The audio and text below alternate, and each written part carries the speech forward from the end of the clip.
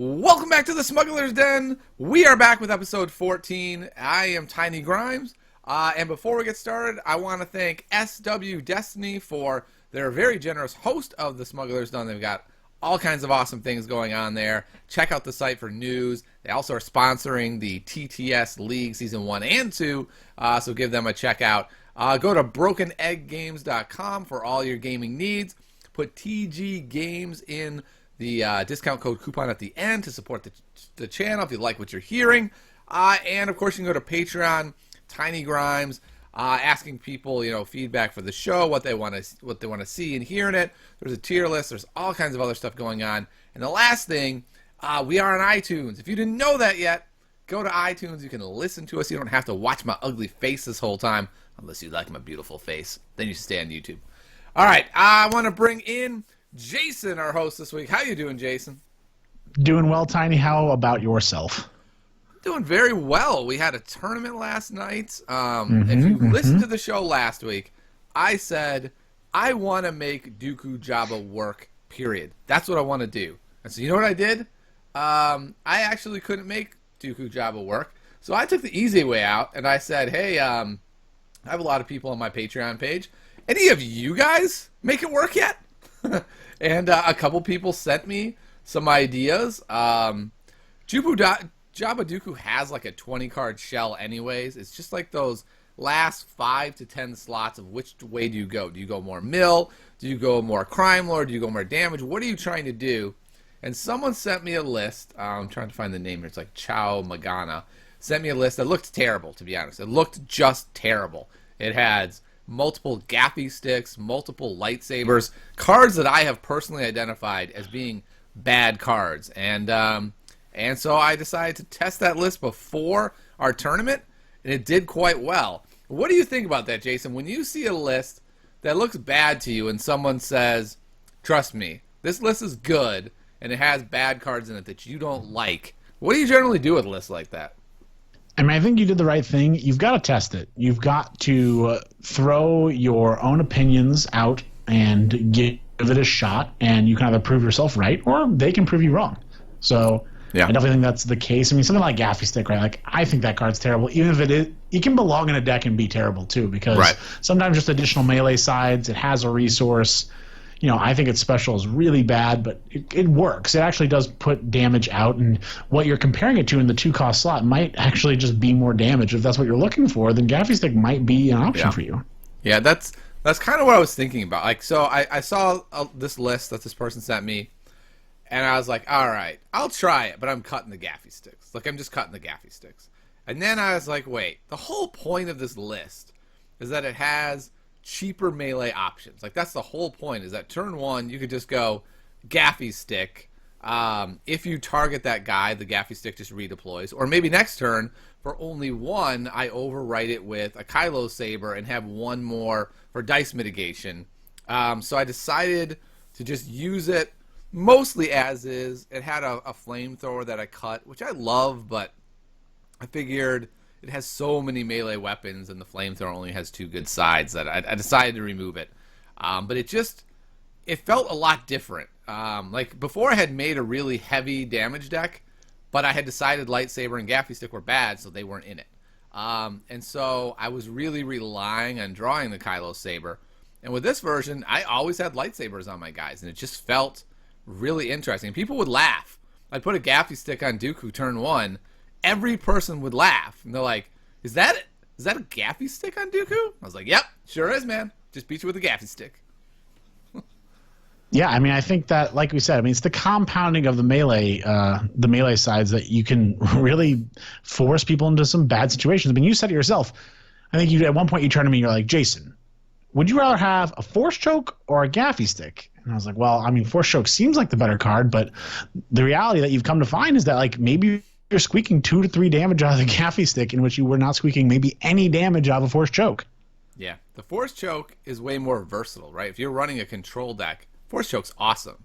But if you just want to do damage, Force Choke's not that great. Like, I was actually using Force Choke to go Holocron into Force Choke to overwrite with a Gaffi Stick. Like, that's what I was using Force Choke for, which is hilarious. You're like, did you really just overwrite a Force Choke, one of the best cards, with the garbage card Gaffi Stick. Yes, I did. Yeah, I mean it's funny because it's kind of meat and potatoes. In a lot of games, you find a lot of people trying to put a lot of flash down. You know, in games that have upgrades, you see them like playing all these like crazy upgrades, and the reality is maybe just like whatever, like maybe we're talking about X-Wing or Armada. If you guys are playing those games, you can easily spend a ton of points upgrading your ships, but maybe just having more ships, more, like I said, meat and potatoes like things is better. Like, we're just looking for the nuts and bolts here. We're going to use the damage. We're going to use Jabba to control the game through discarding and through resource denial and through focusing my own dice to ensure consistency, and well, bam. There you go, right to the face. And what's really cool is that Jabba can reroll the Gaffi Stick. So you put it on Dooku, you roll Jabba, and you just reroll the Gaffi Stick. So you get an extra roll to try to get that damage. It makes a good chance that between Dooku and the Gaffi Stick, you're going to get, say 3 damage. That's just a really reasonable proposition. And that's really good. That's really not a bad thing. Yeah, it ended up being a really strong deck that, like, the way I usually conceive of Jabba Dooku is this is your end game. They kill Jabba, and so your end game is Dooku with a Force Throw, a Force Choke, and a Kylo Saber. And that's pretty darn good, actually. But you know what it turns out is better? Dooku with 3 lightsabers on him. That's just insane. Tri-wielding. Yeah, the tri-wielding. I don't even know how he does it. One of them sticks out of his head like a unicorn, and he just wrecks people. Yeah, I mean, I think it's. You're right. That is scary. And he's got really easy to resolve damage sides, and with a simple focus, you can really make a really big threat come to life. Yeah, and it's like having 4 focus dice with a couple lightsabers on the table is totally nuts. Like, by the mid game, it would just be like, I roll Jabba, I'll re-roll. Okay, I have 2 focus on Jabba. I'll focus to get 6 damage showing. Okay, you mitigate half of that. Then I'll re-roll the Dooku dice. I now have 6 damage showing again. And they're like, well, I already mitigated what I can mitigate, dude. Could you stop getting melee damage? Yep. Yeah, it's pretty gross. Yeah, and in a metagame that's dominated by deflects and dodges and just ranged mitigation, if you can have a deck that's just full of melee, it's really hard to stop it all. It is, and you can do it piecemeal too, So you don't have to have it all out and resolve it all. It's not like you have so many. While you do have a lot of modifiers, you also have a lot of black sides that you can rely on. Yeah, Dooku's just really good for that. You don't have to worry. Like, if I ever have non-modifiers on the Sabers, I just resolve them. And I'm like, it's fine. Yep. I'll come up with some damage on Dooku if I really need it. Yeah. So the deck is a really weird deck. I'm going to post a video about the deck and probably some games tomorrow. But it's basically just a deck that only runs 5 Force Powers, 2 Holocrons, and then a whole pile of melee weapons. And the goal is to overwrite with melee weapons. I had several games where I had a Force Throw on the table, overrode it with a lightsaber. And it looks insane. And it doesn't work for all matchups. But in some matchups where it's like, well, Django is going to resolve. He's going to roll and then resolve before I could do anything anyway. The only way I hit this with a Force Throw, if he lets me. So you know what? Screw that. I'm just going to put a lightsaber on there and wreck Django's face. Yeah, absolutely. I mean, it's just kind of funny. You can really just put out a lot of damage. And another thing that's really good about running less Force Powers, I don't know if you were just talking about this, but you can put everything on Jabba, right? Yeah. So. Yeah, and there's a lot of redeploy. What I really take away from this deck is that it's so important that when you come up with your evaluation of cards that you don't let it drive everything, right? As an experiment with this going the opposite way, Jason, this last week I made a deck called The Best Cards in the Game. And so I just went through the dark side and I was like, I'm going to build a deck that is all the best dark side cards, and then I'm going to find the heroes that match that. It's going to have to be tricolor because I'm using all 3 colors. And then that's going to be my deck. And I'm going to do that just as an experiment. Can you build the deck the reverse way, right? The most efficient everything with a deck. How do you think that went? Seems like you wouldn't have to include red.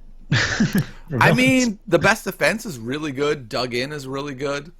But with 3 characters, do you really want to run Dug in? Sure, why not?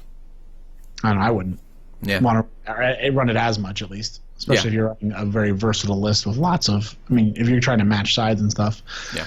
Yeah, I mean, it probably didn't, I don't think it went very well. Because Nah. that's not how the game works. Right, exactly. It went okay, right? Like, I think I went maybe 3-1 against kind of random people on Tabletop Simulator, but results aside, it just didn't run well, right? Like, all the wins were close. I had to really fight for them. It just wasn't a deck that ran well. And the characters were great, too. It was like Kylo, I know it was like Dooku, what was it? Maybe like Dooku, I think it was Dooku Jango. What does that leave me with? Is that possible? Stormtrooper. Yeah, it was Dooku Jango Trooper. So it was like the two best characters in the game, and Trooper's not that far behind. So 3 of the top 10, and all the best cards in the game. And you know what? That didn't work that great. Yeah, I mean, you're obviously lacking some dice. You're just in the synergies. Just you really need to focus your deck. And like you said, I mean, kind of like the conversation we're having.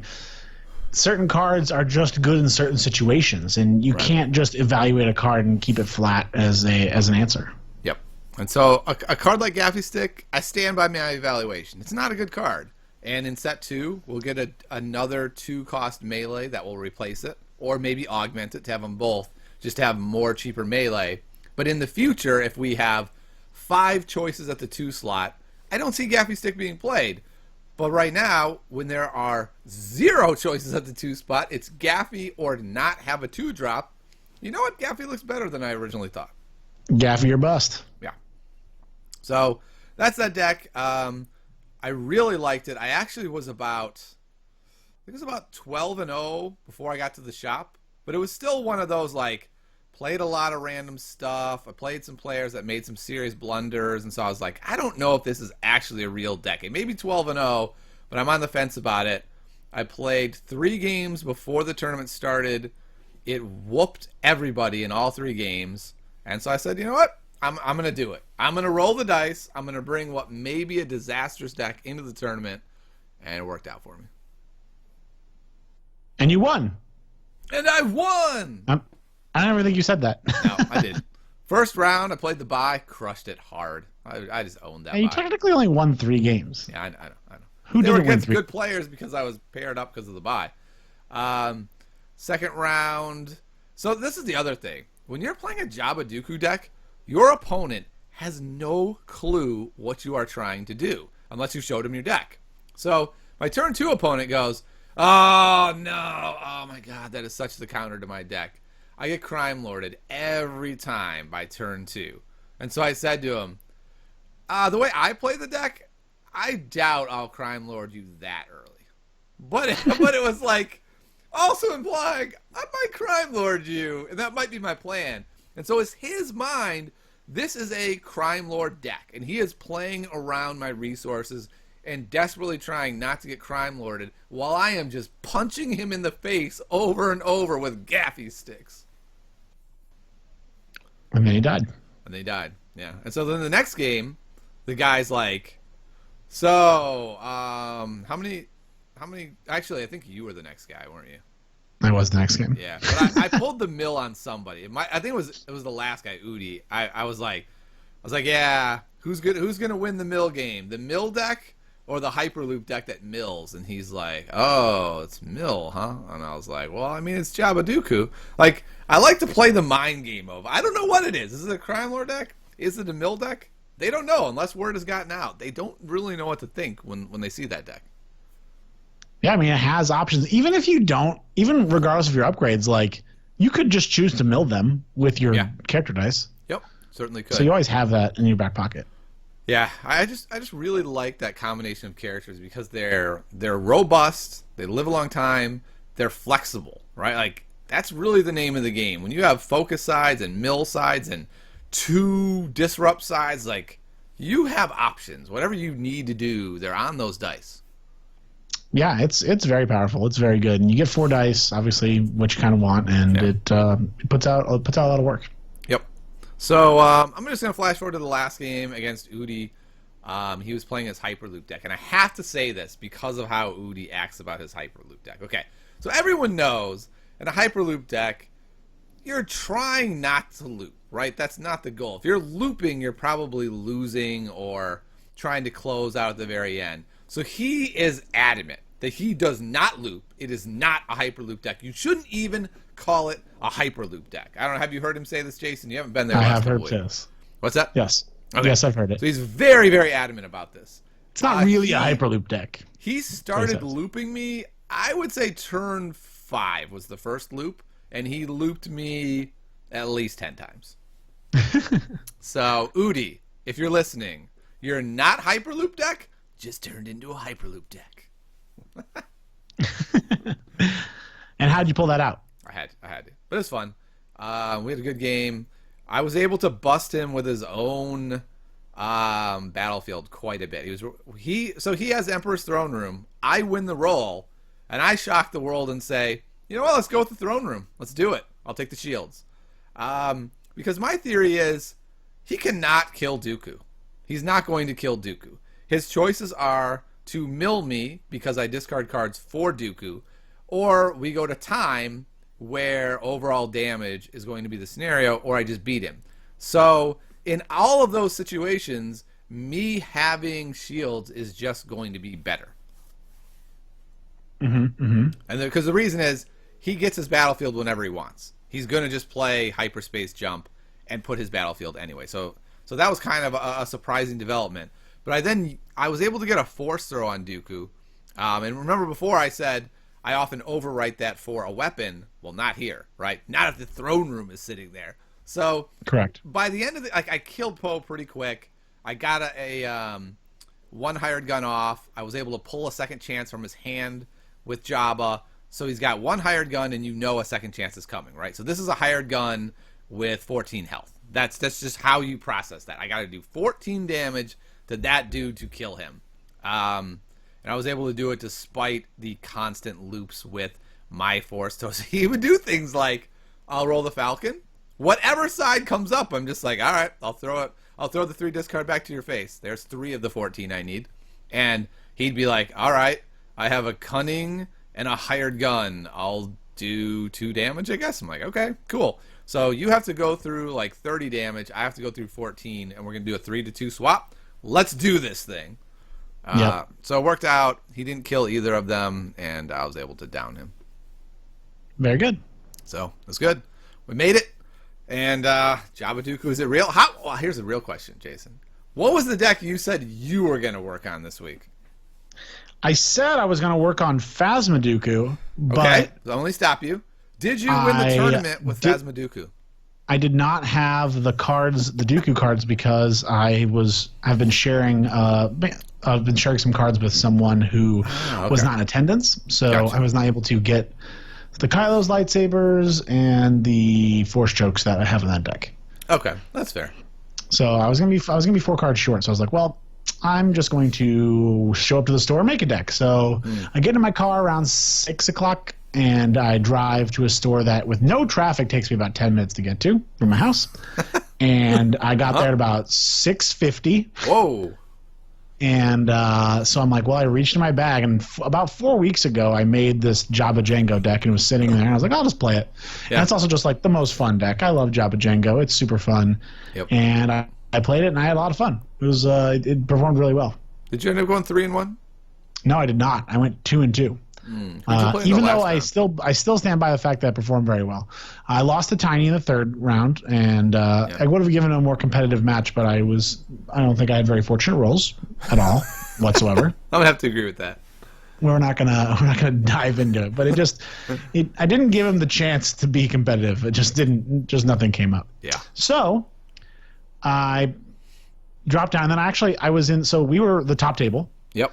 And then I get pushed down to the 4th table. So I get put into the 2-1 bracket and going to the 4th round, and then get the pair down. I'm like, okay, great. Well, we'll see what I get with the pair down.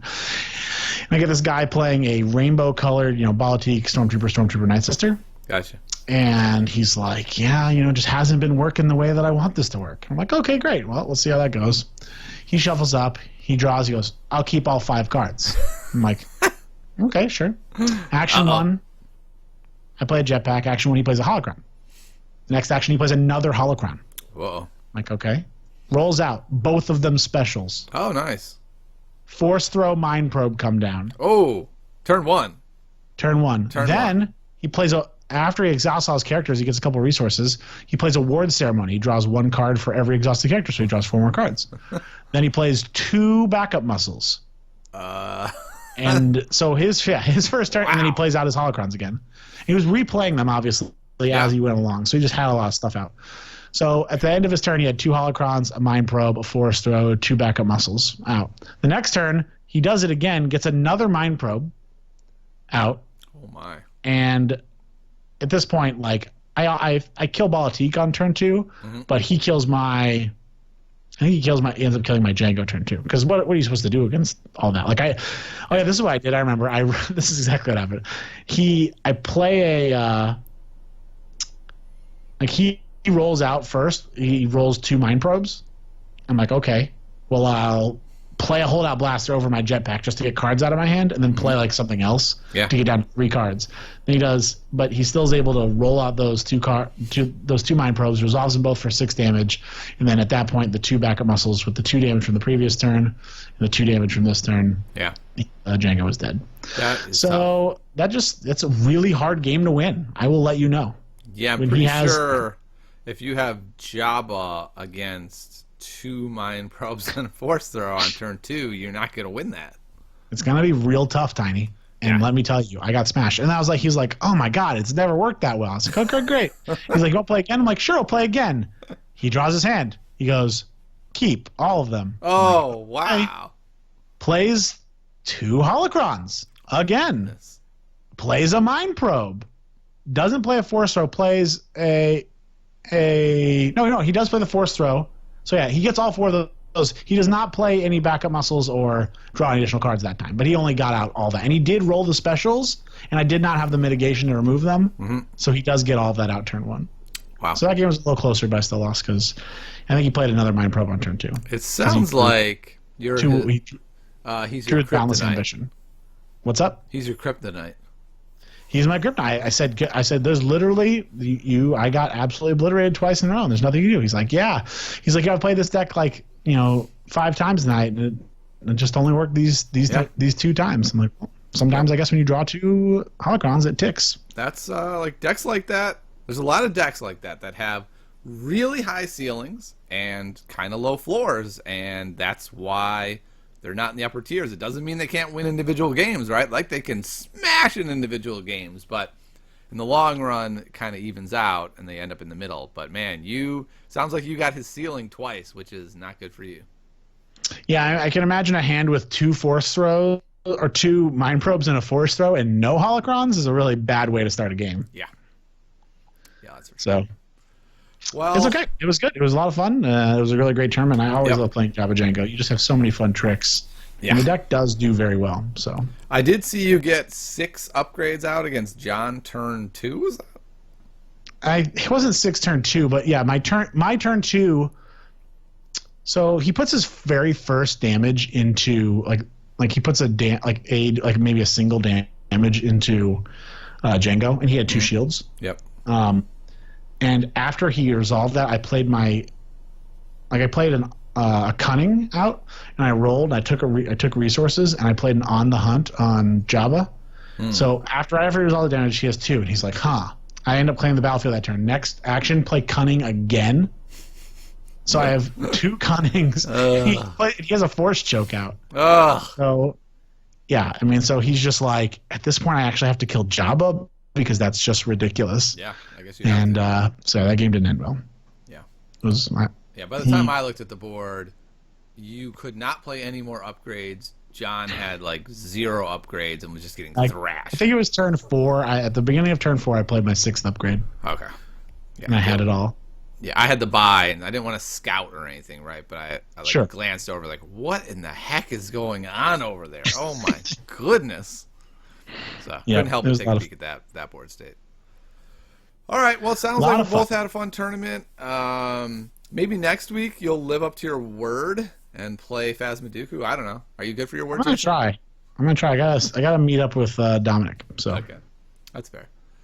All right. I want to talk about today then the fine art of passing.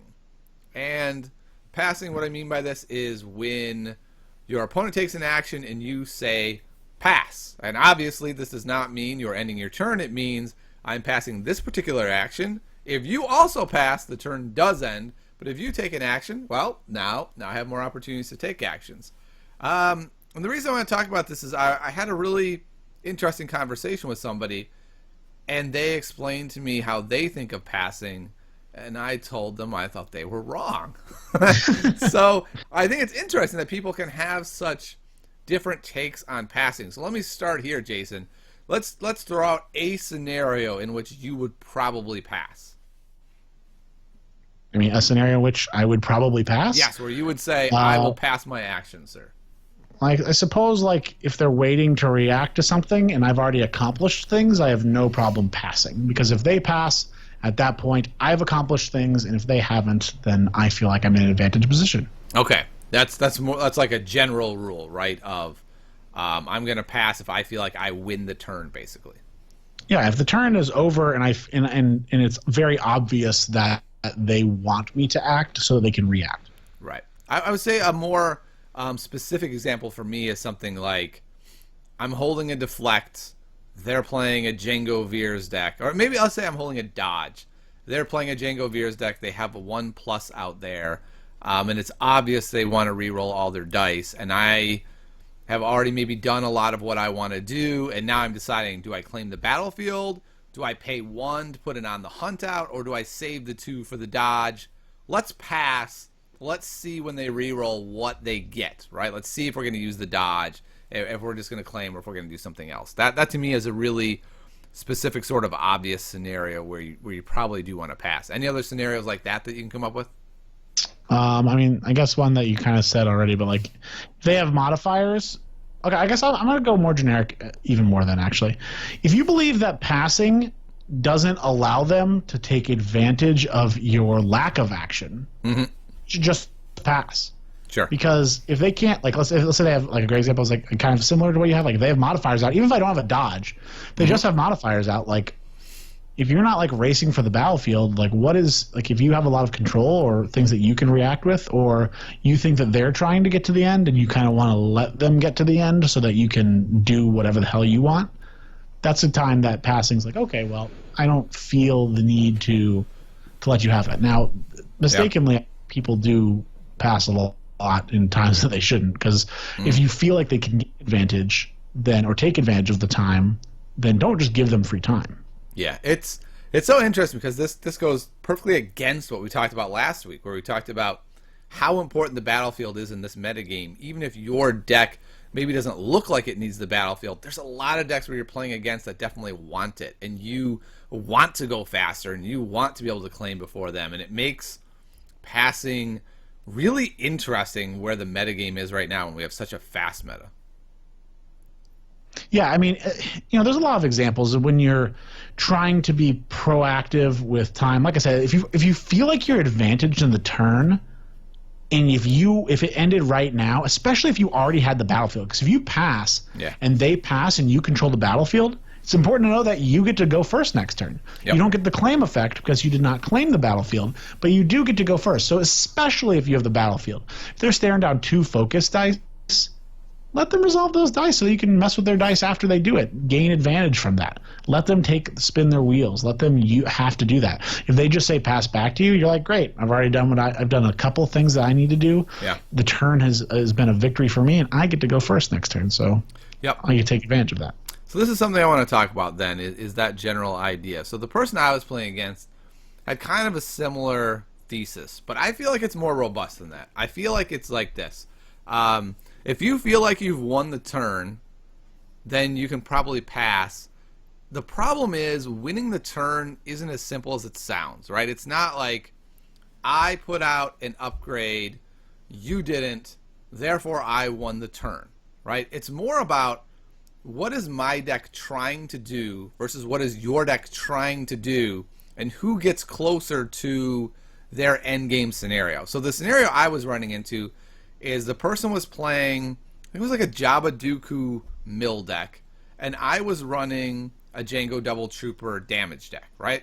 And so he was able to play out an upgrade, and something else, and I was able to play an upgrade as well or something, and so he passed, and I didn't, because he's doing the whole Django thing, right? Like, I'm gonna pass and make you just pass with Django rather than activate into my mitigation, and I didn't. I ended up we went back and forth for a while, and then finally I just rolled Django, and he was like, I thought you were gonna pass a long time ago because you got out the upgrade.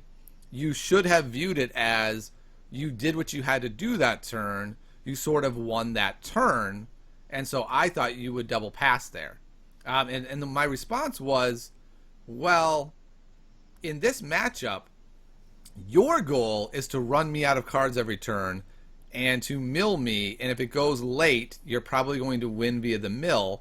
I need to do as much damage as I can each turn so we don't get to that scenario. So just playing an upgrade in this matchup does not actually mean I am winning the turn. If I'm not doing any damage that turn, then I feel like I'm losing that turn. Yeah. I mean, I really don't know what else there is to say to that. I think that it's just about taking that advantage, like you said. I mean, you need to make sure you're getting what you want out of it. Like, you shouldn't be satisfied just getting it if you, like you were trying to say, like, what is winning the turn for your deck? Like, if you've accomplished a lot, like, sometimes people like want to play these really weird little games with you. Like, I find it happen online all the time. They're like, I'll just pass. Yeah. And like, fine, I guess I'll take another action. Like, I'll pass again. And they're like looking for me to do something, and I'm just kind of doing my turn. There's just a certain point where it's like, well, I'm just going to pass as well, and we're just going to go on because you've done literally nothing. Yeah. It's not like I gained a shield or gained a resource and then I immediately pass and accept that fact. Right. Like, it seems like sometimes people put themselves in lose-lose situations with the pass. Yeah, I found that as well. People get a little too cute. When someone starts being cute with me, what I really try to do is figure out what they're doing. Like, they have a reason, exactly. Right? They're not just, they fell on their head and now they're passing. So what I try to do is take the most innocent things I can do first. So let's say I have a resource showing, a damage showing, and a shield showing. If they pass, I'll just kind of go, I'll take the shield. They pass again. I'll take the resource. Okay. And they pass again. Now the question is, if they like haven't rolled a major character at that point, I'm just passing. Like, 1 damage versus rolling out someone good, it's not worth it at that point. And I look at them like, I don't know what you're doing. And then when I pass, they go, well, you didn't even resolve your damage. It's like, yeah, well, I did all kinds of stuff and you didn't do much. Yep. Yeah. I mean, I guess it's a little harder to pinpoint exact situations in which you should do the passing, kind of like what you're talking about. But yeah, definitely love to punish the people that like to be cute. Yeah. To me, a good spot for passing is things like force throws on the table, right? It's like, okay, you have force throw and not much else. So let's see what happens if we do some passing. Like, where is this line going to be? And you really, like I said last week with Battlefield Claim, it's really, again, a game of watching your opponent the whole game and seeing where do they pass, how many actions are they willing to give up before they end a turn via pass or claim. And this is what I love about this game. I always talk about this, the flexibleness of this game, right? Each game, each opponent is different. You are not playing in a vacuum. Everything changes every game, and I just love that so much. Yep, me too. All right, a couple other things I want to talk about with passing is be careful of the rule changes where if you take an action that does not change the board state, that is a pass. So if you go, I'll exhaust my backup muscle with no damage on it, your action, they can just say pass, turns over. Yep, it does have to change the board state, and that was clarified. I think it was like 2 weeks ago. There was a pretty big discussion online about it, and it was very clarified what kind of is doing that, and so on and so forth. So, making sure that you can do that, it's a big deal. There's a big problem though that came up, Jason, out of this that we were talking about, and let's say this happens. You play probe, and you check your opponent's hand. You get the 2 cards. Neither are events. You know what has not changed? The board state has changed in no way, because it specifically says in the rule book, your hand size changing is not a board size change, a board state change. Just playing a card to do nothing does not change the board state. And while you feel like it's done a lot, right? I know more information. Well, the board state hasn't changed. I think technically, by the letter of the law, probing with no result is a pass. So, do you think that? I don't know. There's got. I mean, I see what you're saying, and if someone ruled it like that, I guess I just accept it. But there's got to be. They probably need a clarification because playing a card out of your hand, that needs to be considered something, because that's just like what happens if there's a card that says. What if there's a card that says? Okay, so wait, discarding a card out of your hand, you're saying it's not a board state change, is what you're saying the clarification says? Yes. If you just play a card out of your hand and there is not a board state change to associate with it, that does What if not they count. discard a card out of their hand, though? I think then it would be, because then the discard pile has changed sizes. I'm not. But technically, the discard 100% pile sure. has changed size when I play probe, and nothing happens. I know, but it's something about your own card when you play it. But that's what I'm wondering. I'm not even sure if you probe something out of their hand by the letter of the law, it changes the board state. That one, Yeah, I'm I a might go little ahead less and clear just say, don't be a dick on this But one. that's not how these Yeah, I mean, games work, the Jason. exhausting backup muscles that do nothing, like trying to pull triggers out like that, like I get that, but Yeah. I I think that- totally agree that the intent cannot be that if you miss a probe, it's a pass. That just can't be the intent. But the Yep. way these games work is we have a set of rules, and that's what we play by. Like, it's not okay to say, like, don't be a dick and play a 4-strike on a Vader blank. Like, the die's a blank. Don't be a jerk and make it not a blank. Like, that's Sure. the rule of the game. It's how it works. Yep. So, Yep. I don't know. I'd like a clarification, but I will say, if you probe me and you miss, I might pass and the turn might end. I'm just telling you that. That might happen. Well, we'll see. You do know I like to probe. I know. And I'll do it to you. Other people, I'll be like, whatever. I don't know what the ruling is. But with you, I'll be like, hey, man, that's a pass. That's a pass. And we You got Lucas get into Litzinger on the a hotline. we can get into a big fight about it in a 12-man tournament with nothing real on the line. I'm going to tell you a secret, Tiny, What's that? what might help you in a game. So listen close.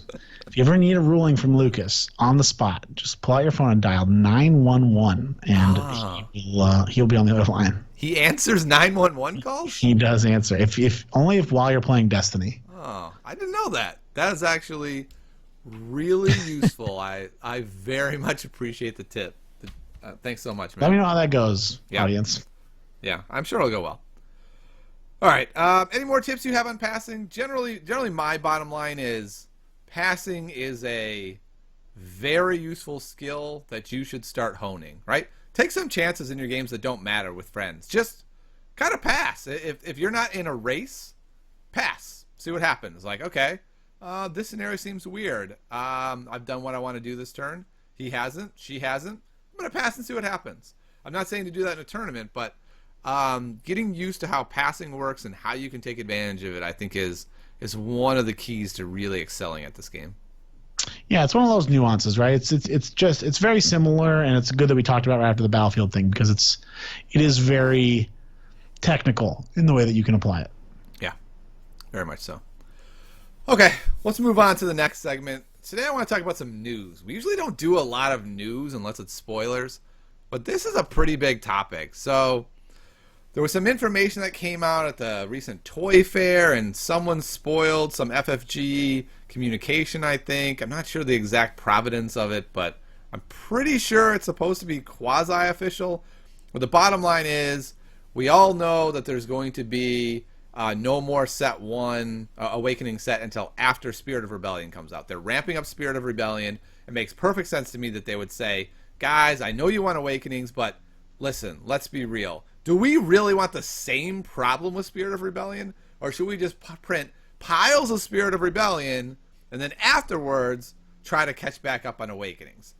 So it looks like that's what they're doing, but what has been said is that it's going to be a very small print run of Awakenings after Set 2, which actually kind of makes sense because then they have to ramp up for the next set so they don't have a problem there. So Jason, the question is, what do we do with this rumor? I mean, you can't really do much, right? They're going to do nothing. So, unfortunately, doing this, I mean, I guess you could go out and try to grab as much awakening as you possibly can, trying to make it big. But my biggest problem isn't necessarily about you or me and what we're going to do about it. My biggest issue is what's going to happen to Joe when he comes in, sees a 20-man Destiny tournament, and says, hey, I'd love to buy into that game. Here, give me some packs of that. And you're like, actually, we don't even know if there's going to be any more packs of it, much less when there'll be any more packs of it. Their transparency is at an all-time terrible for FFG, and I think that with the collectible card game, they really need to. They don't need to promise dates, but they need to understand at least what they're ordering from their own factories to understand the sizes of waves, and hopefully they stop being so cautious in what they're doing and can really move forward and make it so that our community can grow. They can make money. I mean, that's what they want to do, right? Yeah. I mean, really, I feel like it's kind of make it or break it right now because they've gotten all this buzz everyone wants in the game, and if no one can get in the game, you know, Jason, new games come out and they have buzz. Yep. And if you don't capture the people while you have the buzz when a new game, say Legend of the Five Rings, comes out, a lot of people are just going to go, you know what, screw it. I can get on the ground floor of a non-collectible game that's supposed to be great. Why don't I just do that? You know what? I'm just going to do that. That's what really terrifies me about this kind of rumor. It makes sense to me, but I think the smarter play is to delay set 3 a tiny bit and do quite a bit more Awakenings. Yeah, I want to talk a little bit about game economics and how the printing is affected, because a lot of people think like, oh, just go print more, or like, oh, don't be afraid to print so much in the beginning, and why they should or shouldn't do what those people are saying. It's really important to understand that when you print something for the very first time, it is quite an investment. Yeah. If you take like any like standard board game that comes in a box, for example, their first print run is pretty much made, and if you sell it all, you pretty much make nothing. Like you pretty much make enough to produce it, the cost of it, and then enough to buy more of it to sell more of it. You really need to be digging deep into your second print run to actually see dollars come through for your business.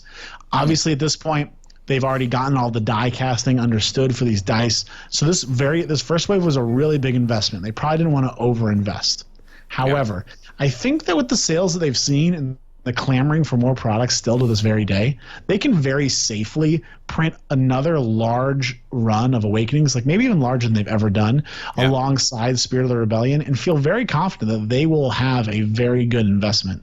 And I think that they need to take those moves to cement themselves as a player in the CCG market and really pushing out other smaller games, pushing their way up to the Pokemon, Yu-Gi-Oh! Magics of the world. I really feel like they could be number 4 pretty easily. Like they've got it in place to be number 4. What is holding them back is product. I have several friends that, they want to get in the game, but they're not dying to. They're not going to call every store in Canada hoping one of them has a box left over. Like, they're not going to do that.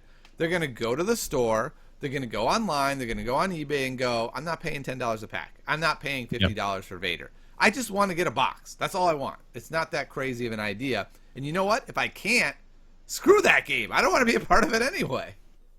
Yep, exactly. And it's I really wonder if they look at themselves and say, how could we be number 4? Or how, or even number 1, but I think it's pretty reasonable to understand that you will not surpass those other games until you are in fact number 4. Yeah, exactly. So I really hope they are. I really hope they want to be aggressive. I really hope they want to have a winner. And I think that they could have that, but it's going to take a little bit larger investment on their behalf in both transparency as well as capital to produce waves that don't push people away. I mean, Fantasy Flight's famous for doing this. Game of Thrones, they probably have half as many players playing Game of Thrones because of the debacle that happened at the beginning of the Game of Thrones era. Mm-hmm. So I think that it's pretty understandable, and they need to really have confidence in the product they have and take the figures that they've shown thus far and say, you know what, I think we can bump it up another 100%, doubling the load, because it's clear that after 4 or 5 print runs of Awakenings now, people are still like dying to have the product, and they're probably just missing out on a lot of sales. Yeah, oh yeah. I think it's really interesting to me because I give them a pass on the troubles at the beginning, right? Like when you go around to game stores and you say like, we're doing the CCG, go ahead and pre-order, and stores are like, no thanks, that's hilarious. And then another store says, I'll take a box, and another store says, I'm gonna get crazy, I'm gonna take 5 boxes, and you get all your numbers together and you go, okay, it looks like we have a little mild success here, and maybe it'll blossom into more.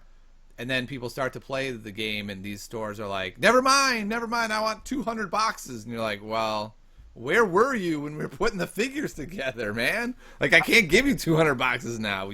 I could have given you whatever you wanted had all these stores pre-ordered what they wanted. But everyone's a Johnny-come-lately to the game, and they put FFG in a really tough spot because you can't make 100 times what you think you're going to sell. You're going to go out of business if you do that. Yeah, and it's just not. I understand, like you said, I understand the beginning, but there's just a certain point where they need to take this time and really take a look at the projection, and you need to understand what that supply and demand is, because they will be their own worst enemy. No one is competing with them in this market. No one is competing with them. Oh my goodness! If they take a chance here and just like double the factory size, I don't know anything about economics, so me saying that means nothing. But let's say they did. Size of the factory. It's probably just running it. What? You think they're just not running it? I have this vision. I do. I really of them do. Running it 24/7, like whipping people to make them go faster. You don't There's even think no way that's the case. 0% chance. Oh my goodness. Okay. I know for a fact they're. I mean, I guess I don't know for a fact they're not, but I know how the product is produced in China. Like, I know I've seen. I have a lot of connections with seeing that kind of stuff, and it's like they can produce a lot of it. So to say that they've been running it ever since November, that's just not true. Wow. That to me would be baffling if that was true. Because at that point, they knew the demand, right? Like, it's no longer a mystery. Stores are going bananas for it. I will say this, though. It's so tough because the first set is always like I always look at Dice Masters, and Dice Masters had such a similar trajectory where no one could get the product. Everyone was foaming at the mouth for it. Set 2 drops, and everyone kind of goes, meh, this game's shit. I'm done. And it was so they must have lost a fortune on set. They probably have set 2 on pallets everywhere throughout the world of people who didn't buy it. Certainly. But I mean, I think you just need to reinvest in yourself. You need to say, we've made this money, and this money needs to go back into this game. Make sure all of your people are paid, so on and so forth. But that profit, don't look at that as a big win. Look at that as a way to make more profit. Yeah. If you can do what they did with Awakening already twice over again, because you can probably resell Awakening in equal amounts. I really believe so. Yeah. Moving forward, because you need it. It's the core of the game. I think so too. So the bottom line for me is I think they need to do a huge reprint, and you know what? I think they're smart. I think they're smart enough that they will actually do that. If it means delaying set 3 by a little bit, that's fine. Here's what I might do. Let's say I was FFG. I might say something like, yeah, after set 2, we're just going to do a little print run of set 1. See what happens. Do people go nuts, or do people go, that seems about right? Right? The problem is it's not the people that are in the game that need it, which, first of all, there is a large demand for that. It's the people who there's going to be set 2. It's going to go on the front of every register, every game store in America. Yep. Like, you might as well also have the set 1 so that you can get both. 2 for twice as much, Tiny. Yeah, that's true. That is a good point. I'm hoping so much they do. But I've got a question for you. What do you think of the people who have said this? You know what? I have $800 worth of product here that I only spent $300 on. I'm just going to sell it because this game seems like a train wreck now. No one can get the product. I think the game is not going to make it. So why wouldn't I just get a $500 profit right now? What do you think about that kind of attitude about what's happening? Wait, I don't understand the question. The question is, there are people who think the sky is falling, and because this announcement came out that set 1 will only be reprinted in a small amount, that means the game is dead, basically. That is not going to make it, because like you said, they're not going to be able to get the new people. If they can't get the new people, now it's no longer the hot commodity. People start dropping out, and the game slowly loses traction and dies. Okay. So what do I think about those people? Yeah, what do you think of this idea that now is the time, sell your collection because the sky is falling? Do you think the sky is falling? Is it time to sell your collection? No way. No way the sky is the game stores are still growing in which you can actually play it. If they could sell it, they'd be selling so much more. The sky is certainly not falling. Even to just the people who own it, they'd buy it. Yeah. Like I'd probably buy some every once in a while. I'd love to be winning packs of it, you know? I know. Take first place. Like consider Magic. Like get 10 packs. Magic, they're giving away boxes a day at Magic stores. Yeah. Oh, I wish. Yep. It'd be really great to be winning product because the promo cards for this game, because it's collectible, unfortunately, are not good. Yeah, I don't care at all. You know, I got another promo Kylo cards Ren. are cool for a game in which everyone has all of the cards, so now you're giving them something that they don't have. Yep. But we already have things we don't have. That's the regular cards. Yep. And we want them because they have value in this game. Mm-hmm. Totally agree. I don't think the sky's falling either. I will say this though: if you just want to sell your stuff and make $500, I mean, that's totally fine. Like, I can't fault you for that. That's called being a smart businessman. But I would say don't couple it with the sky is falling and that's why I'm doing it. If you're just doing it to make a profit, you don't like the game, or you're going to buy in later and you're just going to play with proxies till then, whatever you want to do what you want to do, but don't do it because you think the game is dead simply because there's not enough product. Yeah. I almost bought a bunch of there was a point in January where I was like, I'm going to buy 10 boxes. And I know that I could have been making a pretty penny. Yeah. I have similar thoughts. I think, I'm dead serious here, I think I'm going to buy a bunch of German boxes. You can play, foreign language cards are perfectly legal.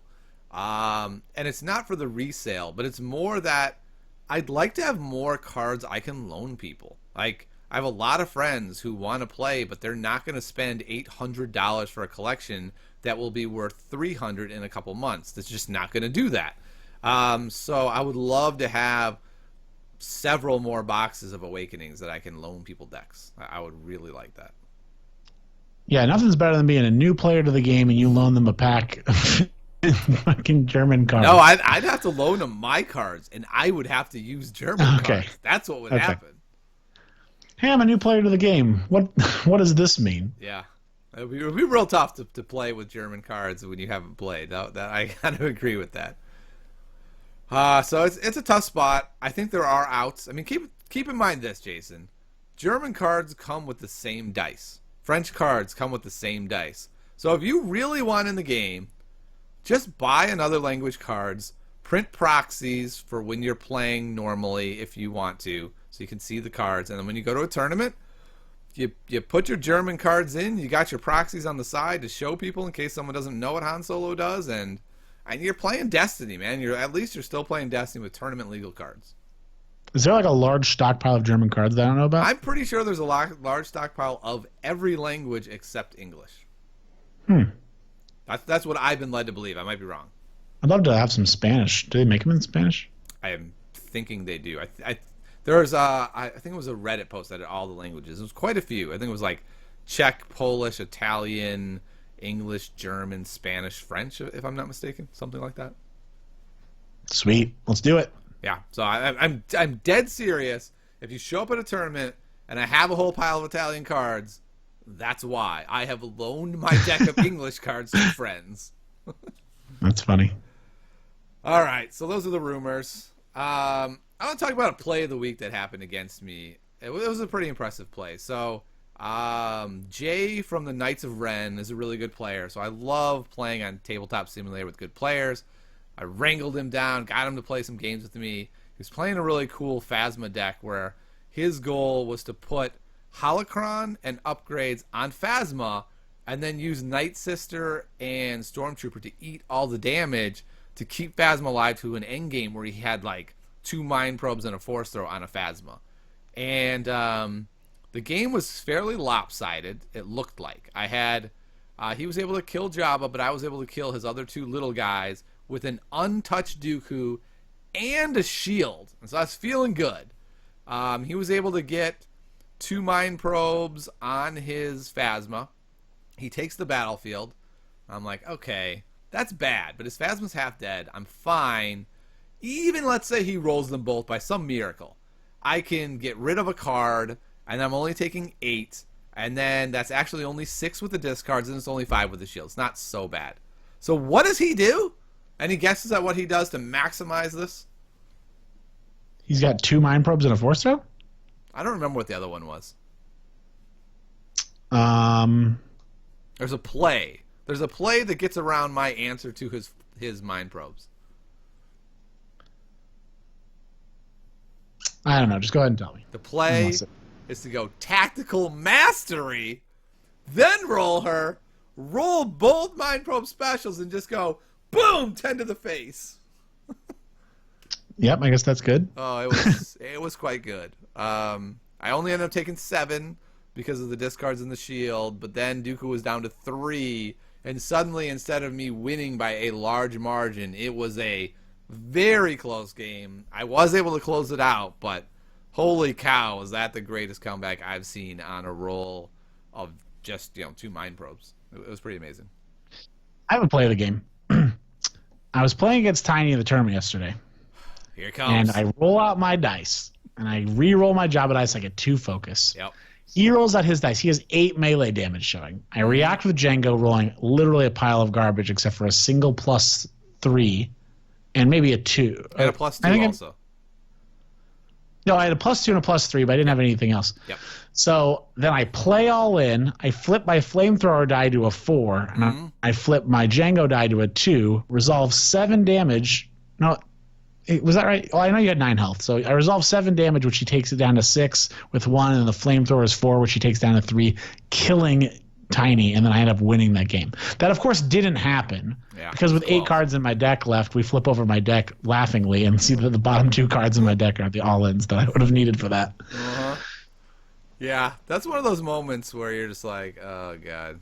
I didn't have a way around it. I didn't have removal in hand, and so it was just kind of like, well, I mean... That didn't happen. Instead, I just got slaughtered by 8 melee damage. I just quit the game. Yeah, that was interesting. I was like, all right, I'll kill Django. And you're like, yep, that's game. I'm like, okay. It is. It was only game because you still had like 5 more melee damage showing after you killed Django. I know. And I had 3 upgrades on Dooku versus a And Jabba hadn't activated yet. Yeah, you're in a little bit of trouble. I have to agree with that. I will say this. The Jabba Dooku deck I played, there are so many cards I want in the deck. There's no enrages right now. There's no all-ins. I think all-in is just good with Jabba. I love having an all-in. You have 4 focus dice. I know. It seems so good. It feels like you have to have it, right? There's so many cards. It beats all-in just beats control decks. It does. It's so true. It probably needs an all-in. All right. Well, let's move on to the last segment. I asked my Patreon subscribers today if any of them had any questions. By the way, real quick, let me give some shout-outs to some supporters here. We've got Michael, Tyler, Another Witch, Nicholas, all coming in at $5 and above, and John at the Darth Vader level. Man, he's the man. All right, but a question that was asked, I think is a really good question. What do you think, Jason? We have about 10 weeks left, supposedly, before Spirit of the Rebellion. Is the metagame going to shift some more, or are we pretty much where we are? Is that where we're going to be at the end of the season? I'm going to say technically there will be a shift, but I don't think it'll be too drastic. I don't think that what's meta today is going to go away. I just think we're going to see some other things that happen to be pretty good against it. Some tech cards, the way that people manipulate things. I don't think it's going to change too much, but I do think that like the Django tier, as you called it, that might be still the best. It's you always will have to watch out for it, but the deck pool I think will actually grow. Yeah, I agree with that. I think it's already happening. At least it's definitely happening in our local meta, and I've seen it around the country, and that is there's so much ranged hate, right? Everyone has 2 deflects if they have blue. Everyone has a dodge. You know what they don't have is a block. And so I've seen a lot of people basically going, I could play Django and be the target of everyone's hate, but you know what? Vader Raider is super strong if people are not hating on it. Kylo Dooku is really strong if people aren't hating on it. Both of those decks, if the hate was for them, I think would be substantially worse than Django decks. But if you're going to have the meta hate be for Django and not for those melee decks, I've seen a meta shift to where these melee decks are having better and better results, and we're seeing more and more of them every week. Yeah, I like it. I think it sounds great. I think that melee is fun, and I think that within the Spirit of Rebellion, you're going to see a lot more melee. I really feel like that. I know that the characters we've seen are actually pretty gun heavy, and then there's Obi-Wan, who's not very good, but obviously Darth Vader, super great. Yeah. I feel like we're going to get a really good light side melee character as well, so I'm having some high hopes for that. I'm really hoping, this is my hero. one great hope, we get a red melee weapon for Grievous, and then we get somebody at 12 that's like a Rey, right? It doesn't have amazing dice, but it has a fairly big health pool. You can go elite, and you can do something. If Grievous was 17, you could play him with Elite Dooku, and Grievous would be a top meta deck. But at 18 right now, he's shut out of that because there's no one to pair with him. I really hope we see something. I think you're getting a little greedy. I just don't think it's going to happen. They look at Rey and the 12 costs for 2 dice that are decent. It's just too good. I'll take Bala. I'll take Bala's dice with melee sides. That's fine. I know you would. I think that's a mistake. So I don't know. I'd like to see that. The meta shift I would love to see, which I don't really think is going to happen, is back to a slower meta where you have more control cards, you have more decks that are playing double TIE Fighter, knowing it's going to go late, maybe playing double Speeder Bike. I just don't really see that happening. I feel like the decks are refined enough now that even the decks that aren't super fast, every deck is kind of fast. And just hoping that you can control their dice every single turn, it doesn't seem that realistic as you move into the late game and the god rolls become more and more frequent. Yeah, I think so too. So I think that the depth of a meta, I think actually with Spirit of Rebellion, I think we're actually going to get, even though the fast decks will get a little bit more crisp, we're actually going to put a little depth in the pool. I think we're going to make it so those late game decks can exist. But once again, we've already talked about this before, I'm going to say it again. The biggest problem with this game is that the game affects snowball. So when you put an upgrade on something, if you put yet another upgrade on something, it's now an additional, like if you put in equal amounts. If my character has 2 dice and I put 1 dice on it and I add another dice, well, now it's, a bigger card. So the speed of the upgrades are still kind of snowballing. So the real way to do that is to make upgrades that are so good that you can only play if you play a certain style, which I just don't think is necessarily going to happen.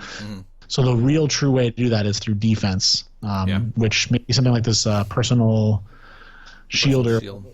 That card's good. And one thing that I know someone I saw on our YouTube mentioned when we were doing a Spirit of Rebellion review, and I don't know if you guys noticed it, but there actually is a die attached to it. Yeah, I know. So, that could be amazing. If it says prevent the first range damage and there's just a random die on it that probably has a shield. Yep. What if it has a mobilizes die and its effect is, prevent the first whatever damage? It would be incredible. Yeah, that would be Han would be unkillable. Whew, he sure would. Another thing that I think is possible is I lost my train of thought. Well, the first thing is there's just going to be more mitigation effects, right? So there's going to be more chances to be able to do. We've already seen 2.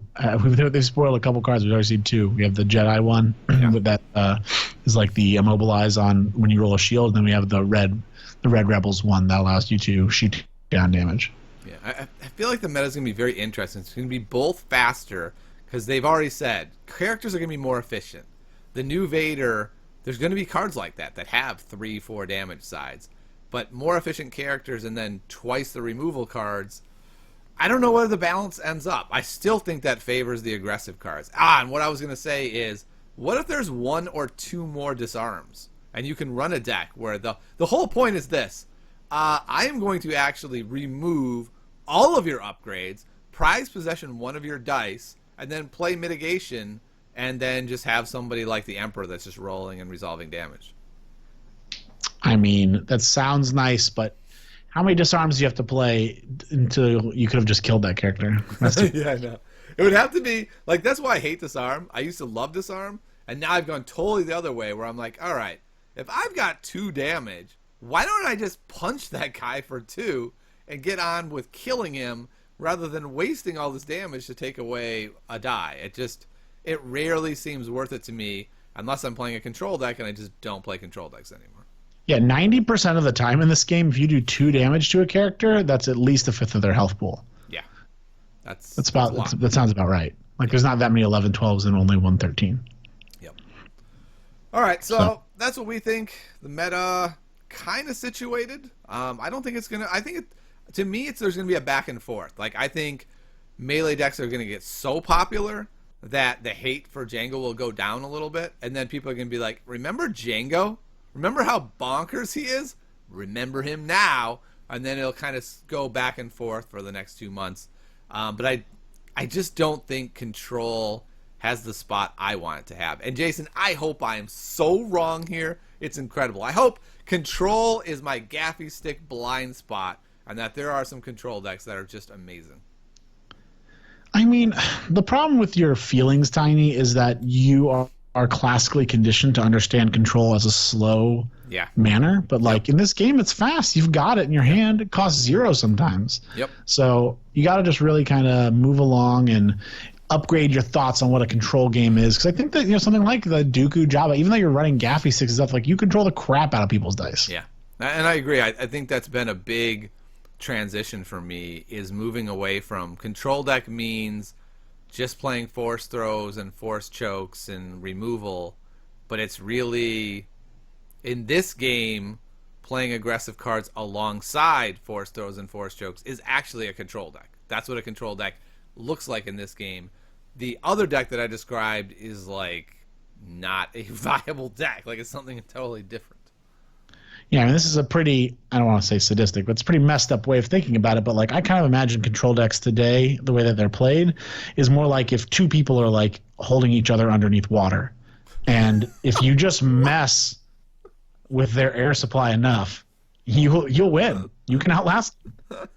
What's wrong with you, man? And you will drown that's a really them good like representation of what that means. Are. That's a really good representation of what it's like to play a Control deck in this game. I guess where you're so, like, man. I'm gonna disavow everything Jason just said. We don't drown people. We don't do that. I'm not saying we're doing it. We're metaphorically drowning people, Tiny. Okay, that's fine. We're good. No, but it's right, because you're still racing. You still have to be racing. Yeah. If you're out of the game, then you're not doing anything. Like, you can, if you let a Django deck just continue to play cards, you will not be able to play enough cards to stop it as long as he slowly builds. Yeah. But if you can be on par with him, doing damage blow for blow, and you're making it so that your blows actually end up doing more because you're able to efficiently mess with what he's doing, that's good. And something like Jabba is even very good at that. Yeah. And I think that this Dooku Jabba deck you were playing last night, I'm not sure it's the best variant of it, but I certainly think I like it because it keeps the tempo up, and you can use Jabba's / the really cheap removal cards that you're using. You use Jabba's discard and resource denial to really put it to him. Yeah, I think that's a really great statement, too. I don't consider this to be the final build. I consider this to be the awakening, where now I've realized, oh, wow, I do need to play more weapons in this build, but it doesn't mean that I still can't do stuff like play Confiscation or play a Crime Lord in there and an Ace in the Hole just to have that in my back pocket. Like, these are still viable things I can do alongside of having all this damage that I'm pumping out. Agreed. All right. Well said. Well, I think that is going to wrap it up today. Thanks so much for stopping by, Jason. If you want to find me on the internet, you can go to YouTube, Tiny Grimes. I'm sure you've seen that if you found this podcast. You can find us on iTunes. You can find me at Patreon, Tiny Grimes, doing all kinds of stuff over there. And Jason, where can people find you? You can find me tearing up the Tabletop Simulator tournament. You just find me JB Flans anywhere. I don't really do a ton of videos and stuff like that right now, but definitely check out the Smugglers Den. The best way to do it. Smugglers Den on iTunes and Tiny Grams on YouTube is the best way. All right. Sounds good. Well, we'll see you all next week. Thanks for tuning in to the Smugglers Den. I hope you have a successful week, and let me know what decks you guys are running that are interesting. Maybe someone else can slip me a secret deck that goes undefeated. That'd be great. I like that. And I also like the user questions. I'm going to call you guys all out. It sounds like a lot of people are enjoying the show. Shoot us some questions. We'll get some awesome content up that you guys want to hear. All right. See you next time.